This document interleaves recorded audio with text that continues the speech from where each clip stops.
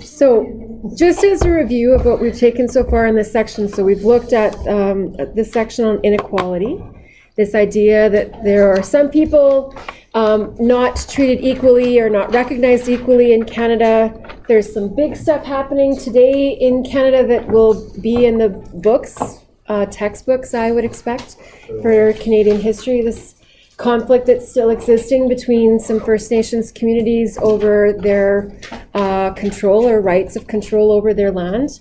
There's another protest I saw that came up in Toronto. So some big stuff that's continuing to happen. We had that conversation about a difference between, like, with these minority groups or people that aren't treated the same, that treatment or the identification of those people in those groups, some of them are visual and some of them are non-visual. And that really, specifically this part here, this visual versus non-visual, is what we're about to start really talking about. And the film that you're going to watch is a big part of that story as well, right? What's it about again? The film is about a boy who is a non-visual minority. He is of a religious minority. And in the era of history, it's American, in the era of American history and the location of where he goes to a new school, but it's a school where they don't respect Jewish people. And he's Jewish, and so he gets hired, kind of, what do they call it, scholarship or sponsored to come and play at this fancy private school because he's great at football, but they don't reveal to the student body that he's Jewish. His coaches actually encourage him to hide it. And then he hears people around him that he's formed friendships with make these, side little jokes about Jews. And so he realizes the difference that would exist between his friends and himself if they knew the true him. And so that's the difference between people who are segregated into these less than equally treated groups. And you'll have a reflective essay coming up soon that you need to write a response to, and I can give you a heads up that the question is actually, if you had to be, let's say that something happened where you only had the choice of being one or the other type of minority, which would you choose? Would you rather be a visual minority, where right from your first interaction with people, you might see by their body language, by their eye contact, by their tone of voice that they are treating you differently or accept you differently, but you'd know it right from the first interaction with them? Or would you rather be a non-visual person and meet people and interact with them and them treat you very, very equally because they don't see a difference, but risk that realization or change in that relationship down the road when they do realize that there is something, and not that every person would see a difference as being a negative, because we are growing in our acceptance of differences just globally, but some people still do have ideas about how they treat other people, and it does change the way they affect them. There's even this thing, I don't know if you guys have heard about this concept of microaggressions. Have you heard of that? It's little tiny comments, even by well-intending people, and it's just a little comment. So there were some examples of that from a television show last week where there was a boy that was quite sick, and he was very stressed from his interactions at school. And he was talking to a psychologist, and the psychologist was explaining, your stress and the physical symptoms of your stress are coming from your reaction to racism. And so this kid was trying to understand what this psychologist meant, and he said, do you mean that my teacher tells me to be quiet because I'm Latino, but doesn't tell the other white kids to be more quiet in the class when they're louder? Is that an example? And the doctor said yes.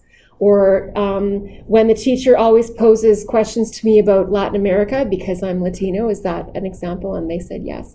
Like, there's little tiny examples that a teacher wouldn't necessarily be intending to treat someone differently, but they just do because it's just part of our interaction with people of different classes or groups, right?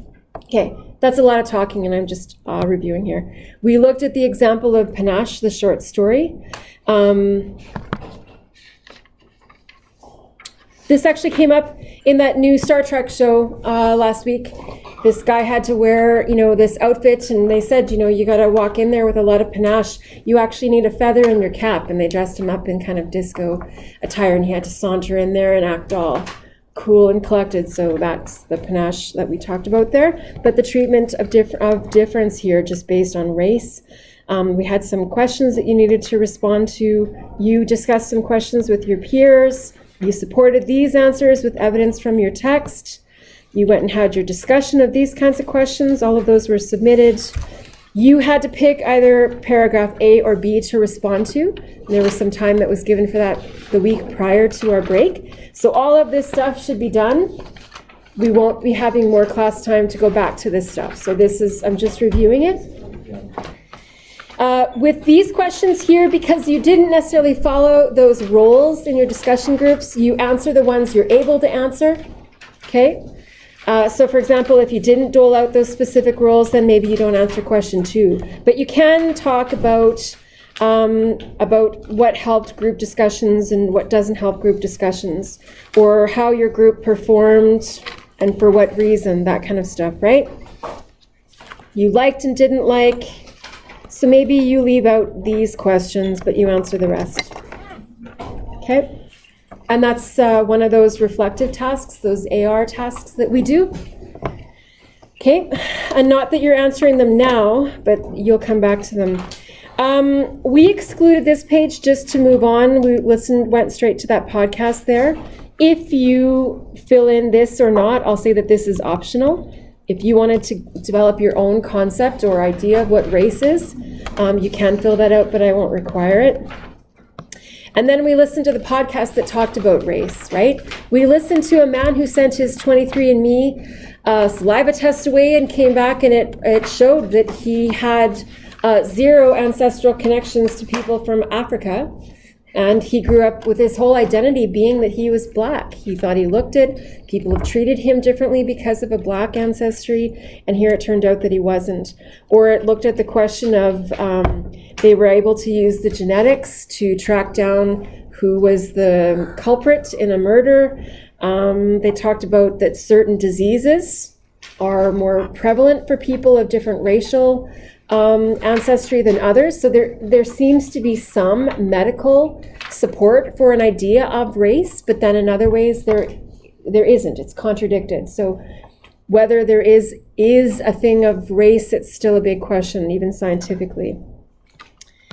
And then you had to answer the 3 boxes at the top of this page. So that's where we've been and where we have finished, okay?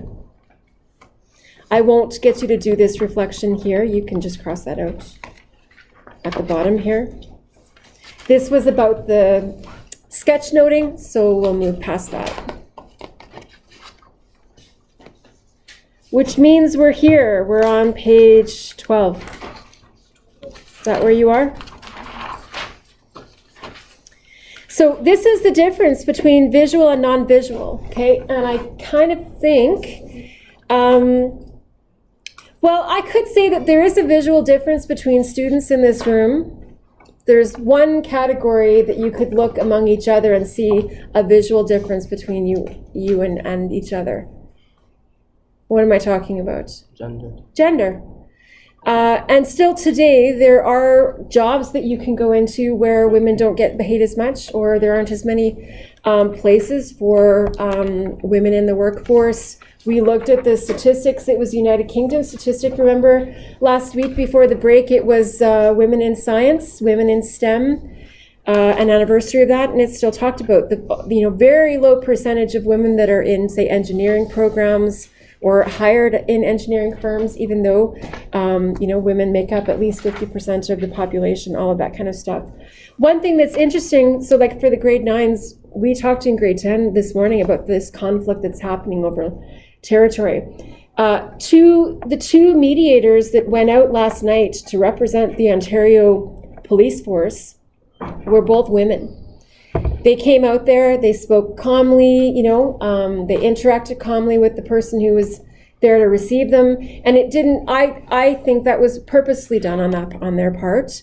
A female presence in some ways can de-escalate or come to a topic in a more sensitive kind of way. There is a difference in the roles that, all I need to point to is, if I look as an example, the behavior that happens in room 2 during lunch.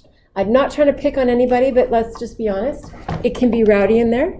Is it girls that are doing it? It's just not. No, but it's just not. So is that because girls can't be violent? I'm just really curious, where do you think that comes from? Maybe, is it something about their maturity or their... It could be related to maturity, because we do know that like girls mature and their brains mature a little bit faster. Guys catch up, easily enough, but there is that difference. But even if we go back to elementary and middle years time, it's been year after year after year, there are conflicts where teachers need to remind those younger kids it's a hands-off school. But there's always continued to be some amounts of violence and bullying on the playground field, right? When it's the hands-on violence, is it girls? So give me some ideas of where you think this comes from. Stereotype male. There is the idea that boys will be boys. An idea of, even when parents are playing with young kids, like this is actually a thing, you guys, that they've done experiments where they've taken toddlers, male and female toddlers, obviously, but they've dressed them in the wrong gender of clothing and placed them in a room and then sent a different parent in to go and interact with that child. So let's say that they've taken a little boy and they've dressed him up in a girl's outfit, pinks or color-wise or whatever, a little skirt, whatever, and then sent a random parent in who's part of this experiment. That parent, seeing the clothing of the child, picks up what kinds of toys to entertain them with, do you think? Dolls. Fluffy things, not the toys. Like there's toys of both genders in there. It's an actual experiment that they've done, and the kids in that room get so they get worked up and they get upset because if it's a little girl who's been always approached by certain types of toys, is now in an unfamiliar environment and has another adult to try and impose on them toys they're not interested in, it causes distress for the baby. And the parent, this other parent, doesn't understand why they can't console this child because they're doing what they think they should. She should want a toy like this, a soft, fluffy toy. And so that's the proof already that even before kindergarten, there are societal gender roles that we create and impose on kids. And so, we buy rough and tumble toys for boys, and we buy pretty little kitchenettes and things for girls, and it's not as consistent today because more and more so those gender roles are reducing, right? People are actually choosing or trying to raise their kids without gender, which I won't say anything about, but there's something to all of it, okay? So we do have a bit of a difference already in this room. Here's another thing, like, I'm not trying to put anybody on the spot, but we could look at how organized binders are. What? No, she's mainly talking about me. I'm not talking actually about anybody because I don't see any. No, he's actually talking about all of us. Well, but is there something to this? Like, if you think about your binders compared to the state of binders for some guys, this looks good, Brody. Good job, Brody. I always have a neat binder. I can't stand I have a neat bedroom. Oh, Jada. I kind of do. What do you think about that, though? On my See, chair. My bedroom's neater than Brody's, but Brody's stuff. My room's stuff is clean, but if it in wasn't Yeah. for my mom, it'd be the mess. It depends if I have time. Like in my bedroom, just for fun, sometimes I'll But clean it's it. weird. That's what I just said. I was like, my room's Other clean, but it's only possessions, because of my you got mom. like your room, usually the room ends up being what's the dirty. But I feel like Then with like, say I feel like vehicles are the thing they keep clean. I feel like boys. It's all the time I have. Have you seen the post where Okay, I'm just going to write this here so that you can relate to this talk, is that gender norms are constructed. I'm going to put down here, rough, tumble boys in quotations versus polite or quiet girls, in quotations. These are stereotypes, gender norms. And there's actually, more to this, that society and everything about society, the television shows, the magazines, like messages that come from parents, from coaches, all sorts of places, they push every individual into either a boy box or a girl box. And it's a real thing. And there's books and documentaries that have been made about it. And when someone doesn't fit inside that girl or boy box, there are specific behaviors or names that are used to push them back in by force. And they're all sexual words. It's an actual really interesting thing that's part of the media studies course. But anyway, if we're talking about visual and non-visual minorities, visual that would be the differences we see or we can see, and non-visual would be the differences we can't. You can write that on. Write that on there. And this is all part of just talking about society and the makeup of it. We are not a single society that with one type of people. We're a very diverse society. We have all sorts of beliefs, backgrounds, races, nationalities, abilities, capabilities. And what we want is a society that creates space for all these people equally. And that's a perfect world. And, we don't live in a perfect world, but the idea is that we just become accepting of more people, or at least more tolerant of them. So here's the difference. And we could do this as an A and B, and this is the description of B here.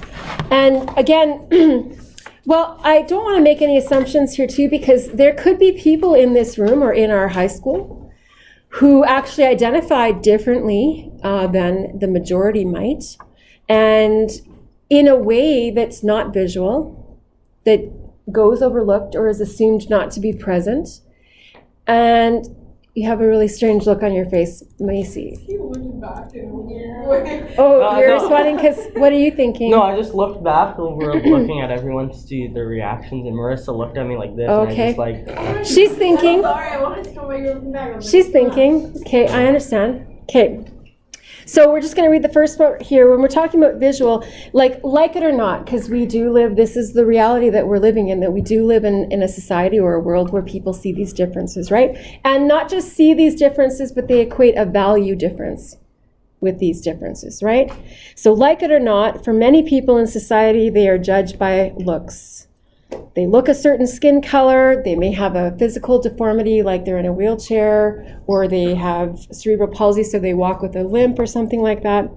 And it's obvious when you first encounter them, and that's the difference. You see the difference, whether you treat them or think of them differently or not, but you see a difference when you first encounter them. They are judged initially by every new encounter they have.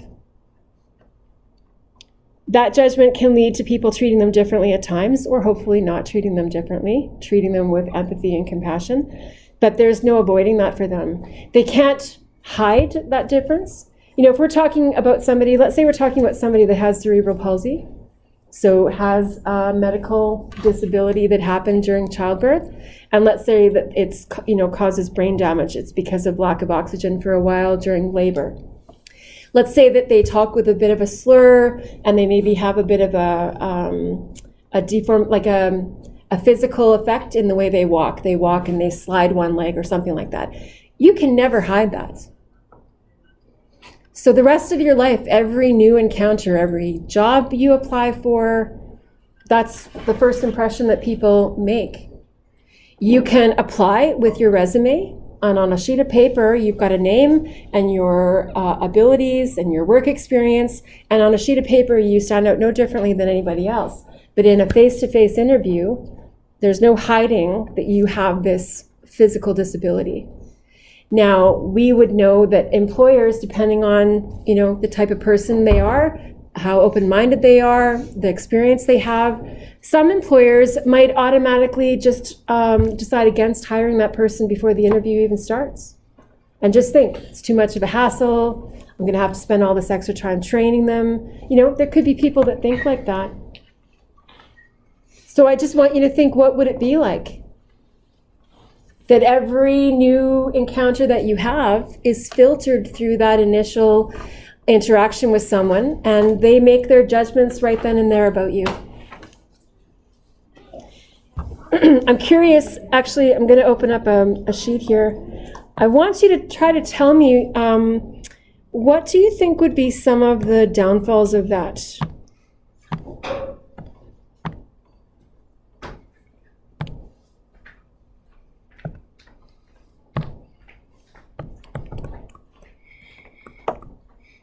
Can you specify your meaning of that? Yeah, sorry, here, just hold on.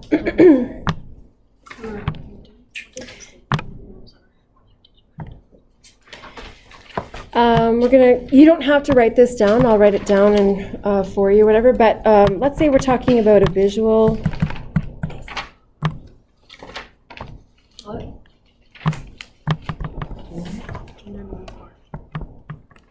A visual difference. Let's say we're talking about this person with cerebral palsy. Wait, what did you say? Okay. What? Cerebral palsy, like a person can be pregnant and have a healthy pregnancy for the whole 9 months of their pregnancy and go into labor. And it's during the part of delivery, which is the shortest part of all that. You know, a person can be 20 hours in labor, but delivery is when the baby's actually in like in the process of coming out, yeah.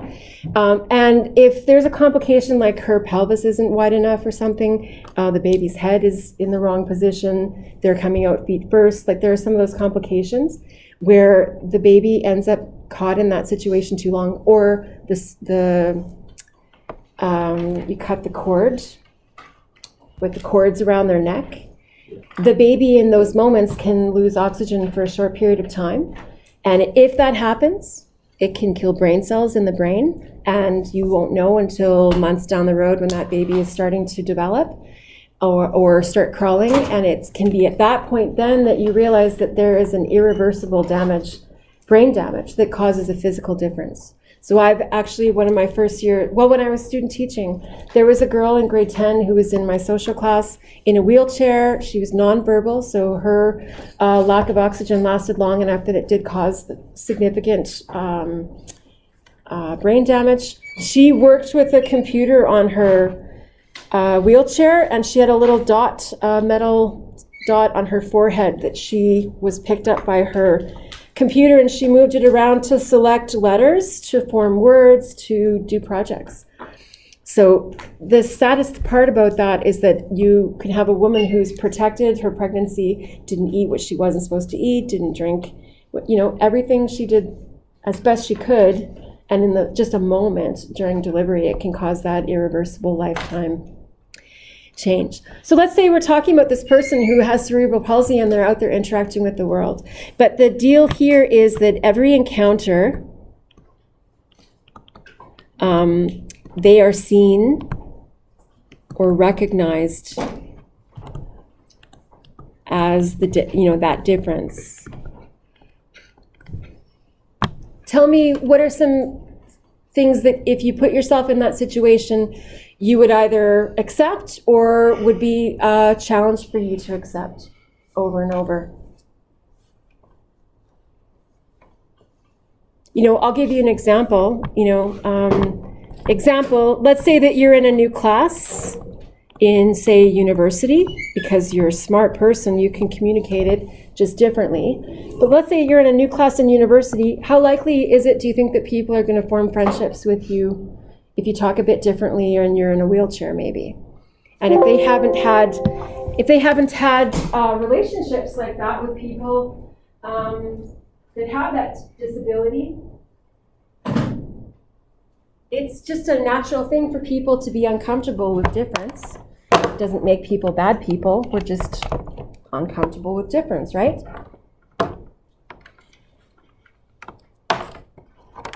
Other people would be making study groups, making decisions to meet together in the cafeteria to go over stuff, There might be exclusion,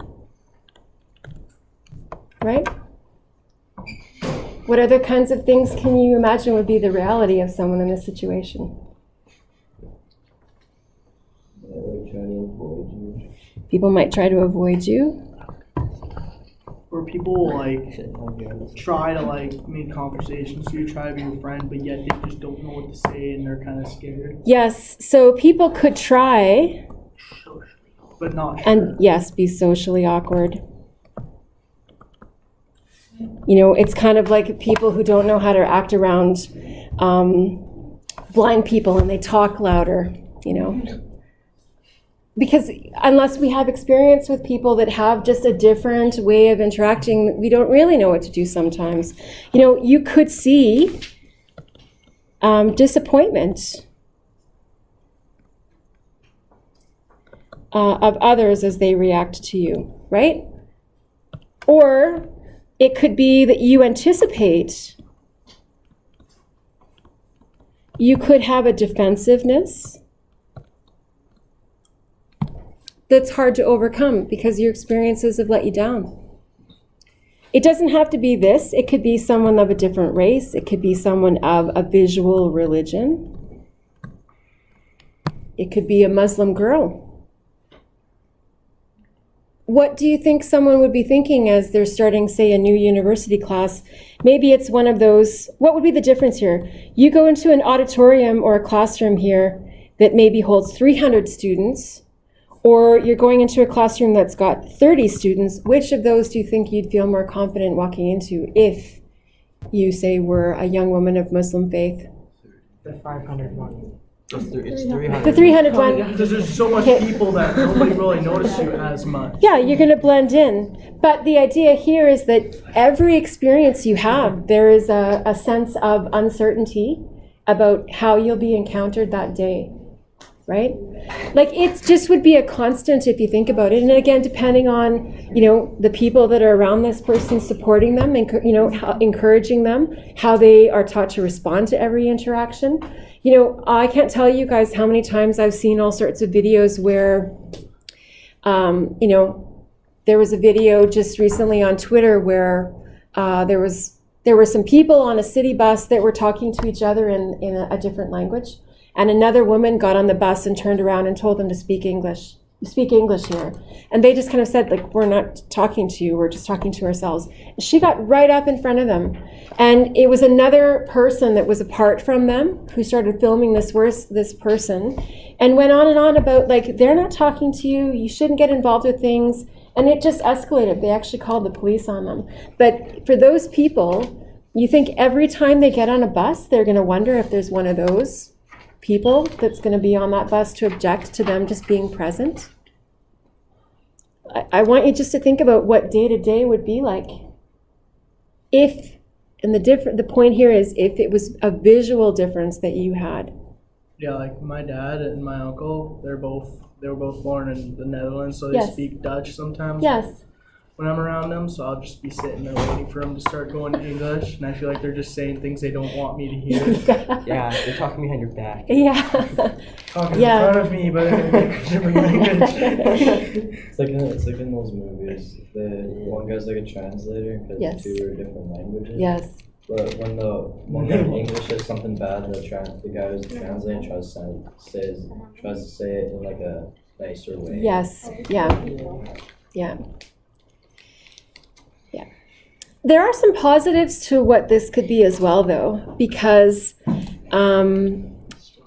one of the positives of this would be that whoever you encounter, you know right away whether they accept you or they don't.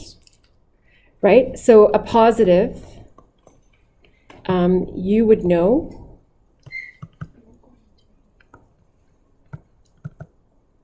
right away if you are accepted. Whereas if you were the non-visual, and I want you to think about this, let's say that you have a difference, and when I say difference, we're talking about minorities. We're talking about people that fit different categories that need protections in Canada because there just isn't equal recognition or equal treatment, okay? And it's not attempting to be mean or anything to say, oh, this person is a minority. You know, there are negative assumptions towards it by some people, but for other people there aren't, right? There are Jewish people, yes, they are part of a minority class. All that does is just say that they have a difference in religion. Some people see that difference, other people don't, okay?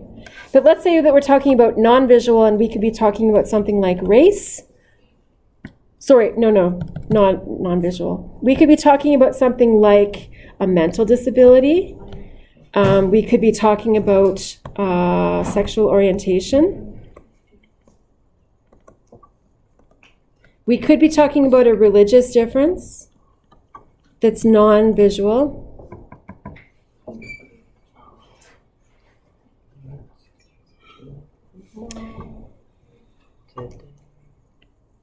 Let's say that, let's go with this one here, just as an example.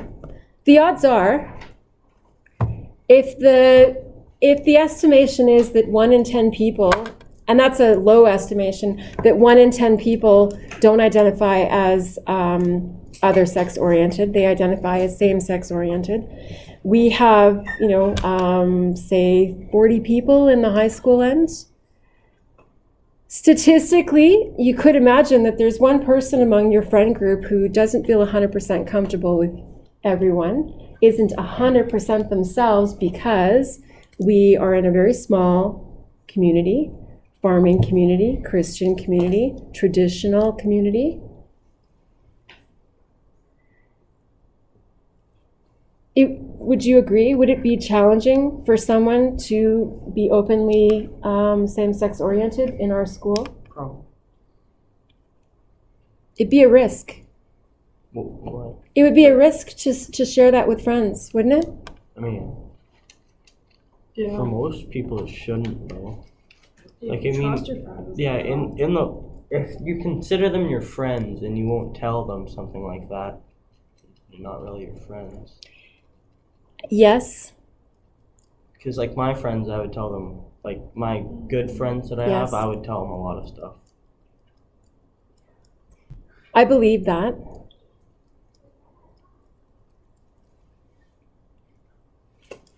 I do believe that. That was really awkward. I don't want to assume anything, but I just think this would be something that the person themselves would really be struggling with as well. You know, you would freely tell other friends things that you don't feel insecure about or don't feel wrong about. But this one thing is something that, especially in these smaller communities, is so, people make these jokes every day. Every day in our school here, at least once, I'm sure that there's a joke about this. I'll go downstairs and they'll joke around about it, and I'll be like, wait, are you like serious or something? They're like, no, we're just joking. Yeah. It's sometimes really hard to tell if they're there. Yeah. And this isn't something about like a belief or an action. This is something that is so intently a sense of self. What's that? Aren't you born with it? Like you're born with it in your head, and then They're it's called we learned about it. Yes, we did learn about it in our psychology class that there are physical differences between brains of same-sex people. You look surprised to hear that. And we talked this morning about depression and anxiety is a physical thing. It's your body's nervous system's ability to absorb hormones or not absorb hormones. That's where anxiety and depression largely come from. Same-sex orientation comes from the gender of your brain. Did you know your brain has a gender? Well, I knew that it was rather like you were born with it, or like it was like I don't know.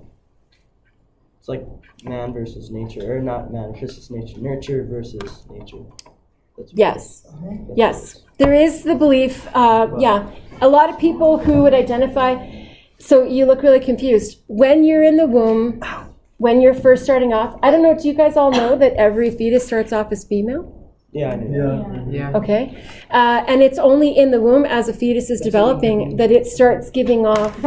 Thanks for that visual. What did you say? That's how it He pointed to his. That's what I've heard. Okay, I've heard. but don't ask him to repeat No, it. it's good. Every fetus starts off female, and when it's in the womb, if it's male, it starts developing testosterone. The testosterone is emitted into the womb by that fetal package, and the brain starts absorbing testosterone. That's what makes someone identify as male. So you can say, I'm a guy, I'm a boy, because you said that. But being a boy doesn't necessarily mean that someone is going to be other sex oriented as far as who they're attracted to. And so this is the difference between same-sex orientation or other sex orientation. It's who you're attracted to, right?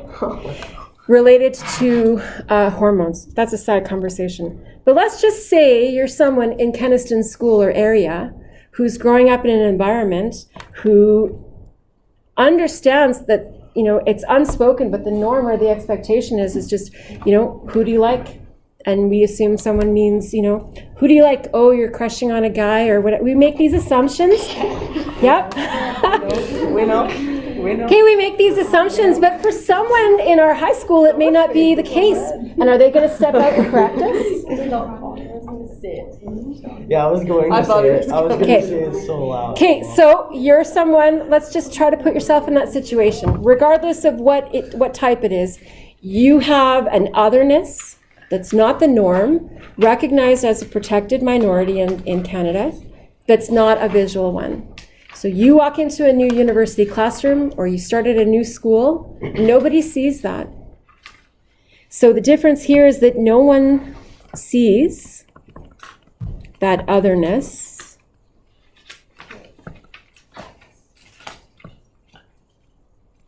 But it's still there.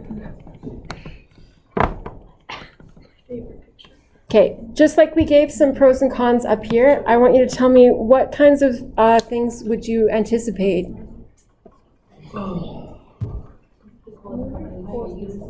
What's that?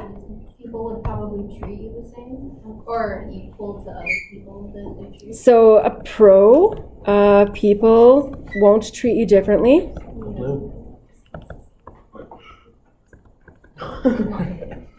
What else? They know about it, or they treat. Oh, probably. If they found out.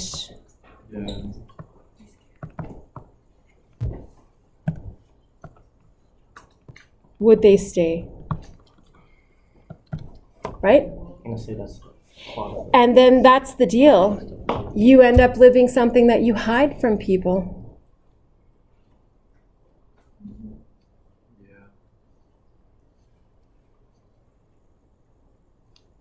Then you'd also have to think, okay, say you move on past your Saskatchewan small town environment and go out into the bigger, you know, everybody kind of blossoms and becomes more of themselves when they get out into the cities or things like that. They just have so many more people around them that they can interact with and relate to. So then when you're making new friendships, it's something that at some point you talk about being really honest with your friends. When you form new friendships, do you put that out there right off the bat? No. Oh, I mean, you might. You might? Like if you want them, like what you said earlier when you said, should you tell them, like, before so they don't get, like, you make friends with them and then you tell them and then they don't want to be friends. That's right. So here's the deal. If you tell somebody your otherness right off the bat, they either reject you or they accept you, and the rejection won't hurt so bad because it's just some other person. Yeah. It's still rejection, but not by somebody that you love and care for. So rejection, maybe, but less sting, right? Then if the other is that you hide it, form friendships, then reveal. And here's the difference. If there's acceptance That'll feel great. But from the friendship that you formed, if it is rejection, it'll sting all the more, won't it?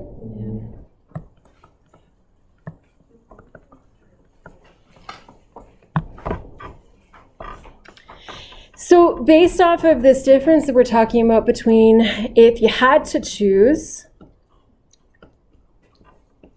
this is not the case, but let's just say, for example, that you were only allowed to choose between being a visual or a non-visual minority. Don't tell me, but I want you to write it down somewhere. It could be on this page here. I want you to write it down here, your choice. At this point. Wait, what are we getting at? Just right there, I want you to decide, would you choose to be visual or non-visual?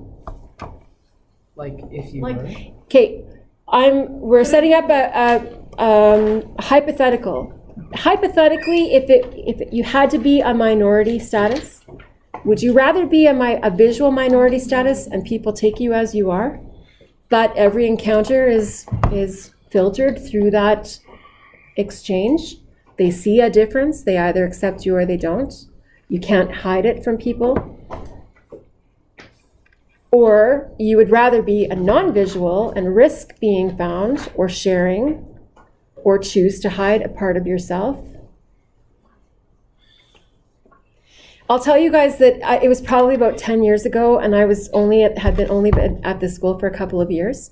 So, people didn't know me as well as they do in this community. But when we were going through this section and we were also talking about this, I kind of made a comment and said, for example, like, I don't have a lot of personal photos around my desk area. And, if I was, say, same-sex oriented, it might be awkward if I put up a picture of myself and my female partner. And I was making this analogy, and the looks on people's faces in that classroom just went white because they thought I was coming out to them or something. Because I was mentioning that it would be awkward for me to put a picture of my female partner and myself, right? But if you think about, if you're a high school teacher in Saskatchewan, and you're going out to these small town communities, like even going for an interview, would you tell people in that interview that quality of yourself? And hope that they still consider you for the position. So you take it, you get into your school, and if you haven't revealed it in your interview, at what point do you reveal that intensely personal part of yourself when you're working there? But so the point I'm trying to make is that it becomes something that you have to kind of, it's almost like it's something that should be on your resume, but it's really not. But then it is, right? It is a part of yourself. So my question here is, if you had to be minority status, would you rather be visual minority status and you see it, however people take you, they take you that way, but you deal with it all the time? And is that just like anything like a physical disability? Any of those things, yep. You don't have to choose what type of visual minority, just if visual minority, or would you rather be non-visual minority and have the ability to blend in and not be seen as different unless you choose to in certain circumstances, but knowing that it's a risk? Well, I find you should always be honest, like, about who you are, and you should be honest. Have people just see. Is it always that easy to do, though? No, it's not easy, Yes. but you can't just pretend that like Yeah. you're not that who you are. 'Cause Yes. that could be a really bad thing that can lead to something. Yes, it does. It leads to anxiety and stress and depression. Yeah, somebody's just gonna make fun of like what your race is, and then Yeah. next thing you know, they don't know that you're that race, and it just blows up in their face. Well, you guys, that's another one. We can talk about race as well, because there are people, when we mention race, we're talking skin color, but we associate certain backgrounds with race. So take First Nations people. There are First Nations people who are blonde-haired and blue-eyed, but they're still First Nations. And so they're out there. That would be an example of a non-visual, someone who is not recognizable as a minority. and out there in the world, and other people would be making racist jokes near them, not seeing them as being connected to that joke, and you have to listen to that.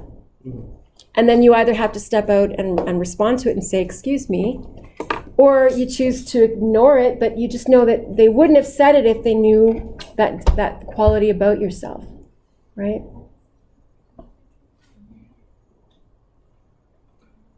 So does everybody have a choice that you've written down on your sheet? I don't want to know the answer right now because it may change the answer that you've given so far. But can you write, so you've either picked visual or non-visual, can you write just briefly right here your reason for it? The reason for your choice. You've said you either would choose visual minority, and for what reason, or you would choose to be non-visual minority, and for what reason.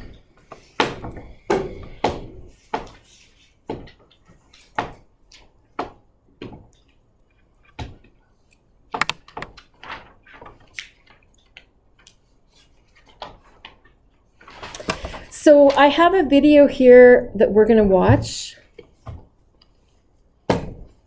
I know that person. You know this actress, Ellen Page? Yeah, she's in a show. She was in Inception. Yes. Who's someone's favorite film or something like that. I still have. I'm gonna watch it. I was gonna watch it on the break. Yeah. It's a complicated movie about dreams within a dream within a dream or something. That's why I was gonna watch it because I had time to focus. You on need it. to. It's a film you need to watch a few times to really unpack. Wait. Inception, I don't know if I've seen it in Mexico, but it's like where they go in the tubs and then they're all sitting in this world. No, that's Avatar. Okay. No, not Avatar. Maybe it's Matrix? No, it wasn't Matrix. I don't know. I seen Leonardo DiCaprio was in it, and I didn't know if it was Inception. I can't. I don't know. Because they don't have tubs. No, his Avatar. Like there's a Okay. scene where like at the start he like falls in a tub and he gets out. Yeah, it was like that.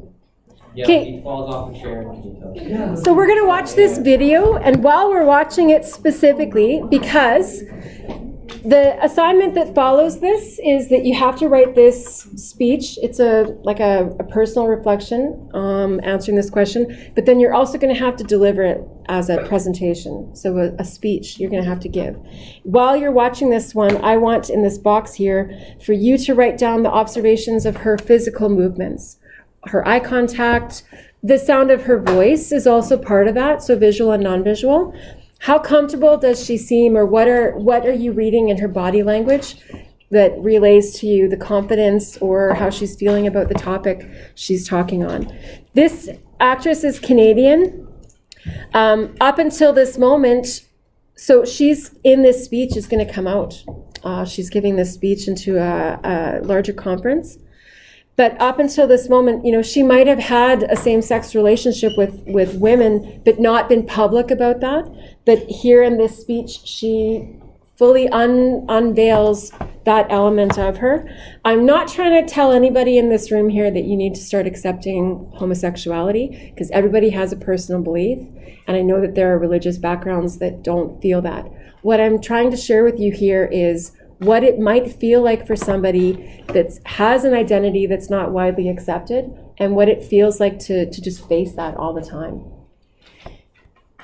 Despite your personal or Christian views as well, we are interacting with people in our society who have these differences. And so there's just an acceptance that we need to offer. Okay, so you're watching for her body language.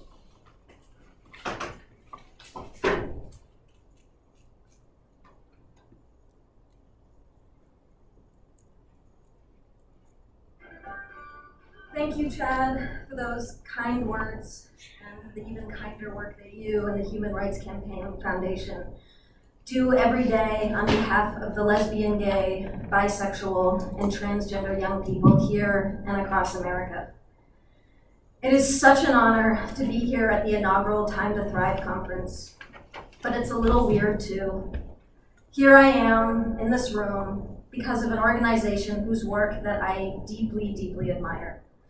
And I'm surrounded by people who make it their life's work to make other people's lives better, profoundly better. Some of you teach young people. Some of you help young people heal and to find their voice. Some of you listen. Some of you take action. Some of you are young people yourselves, in which case it's even weirder for a person like me to be speaking to you.